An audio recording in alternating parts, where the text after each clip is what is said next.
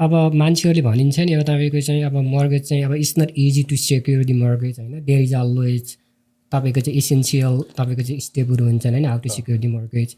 अनि तपाईँको चाहिँ बायरले चाहिँ बायरले अब सेक्युर गर्नु भन्दैमा बायरलाई चाहिँ तपाईँको चाहिँ कतिवटा स्टेपहरू त धेरै हुन्छन्, maybe there is 2 and 3 step you can tail.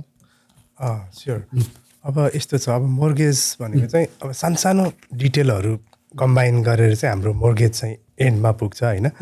अब बेसिक कुरा हामीले बायरलाई प्रिपेयर गराउँदाखेरि चाहिँ 2-3टा कुरामा चाहिँ हामीले पहिल्यै अपफ्रन्ट बायरको बुझ्नुपर्ने हुन्छ। अब फर्स्ट त हाम्रो क्रेडिट नै भयो होइन, बायरको क्रेडिट कस्तो छ। अभियसली अब त्यसले इन्ट्रेस्ट रेटमा ठुलो इम्प्याक्ट गर्छ। क्रेडिटहरू यदि कम छ भने पनि त्यसलाई इम्प्रुभ गर्ने उपायहरू पनि छन्, बुस्ट गर्ने तरिकाहरू पनि छन्।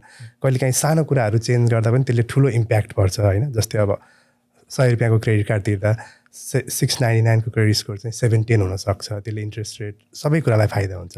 त्यो चाहिँ फर्स्ट स्टेप भयो क्रेडिट। अब दोस्रो कुरा भनेको चाहिँ अब इन्कम भयो होइन। इन्कम पनि अब धेरै तरिकाको इन्कम हुन्छ। कोही बायरहरू चाहिँ अब स्यालेरिड पोजिसनमा हुन्छन्, कोही चाहिँ आवरली हुन्छ, कोही कमिसनमा हुन्छ।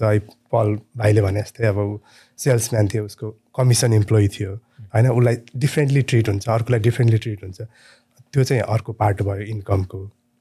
त्यही भएर हाम्रो फर्स्ट स्टेप भनेको चाहिँ बायरको क्रेडिट र इन्कम चाहिँ हामीले एकदम एनालाइज गर्नुपर्छ फर्स्ट होइन।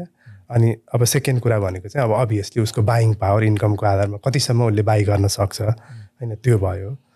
अनि अब थर्ड कुरा भनेको चाहिँ अब उहाँहरूलाई प्रिपेरेसन गराउने, अब सबै इन्कमहरू क्यालकुलेट गरेर होइन भनौँ न उहाँहरूको रेन्ज इन्कम रेन्जमा कतिसम्म हेर्न मिल्छ भनेर तयारी गराउनु चाहिँ हाम्रो I think those are first few steps होइन। अब एकदम डिटेल पनि हुन्छ होइन, अब डिटेलमा कुरा गर्दै जाउँदा, तर बेसिक कुरा चाहिँ हामीले जान्ने भनेको चाहिँ क्रेडिट इन्कम होइन, कामहरू कस्तो छ, वर्क हिस्ट्रीहरू कस्तो छ, त्यसमा चाहिँ अलिक इनडेप्थ एनालाइसिस गरियो भने चाहिँ त्यसपछिको स्टेपहरू एकदम सहज हुन्छ। धन्यवाद कृष्णजी।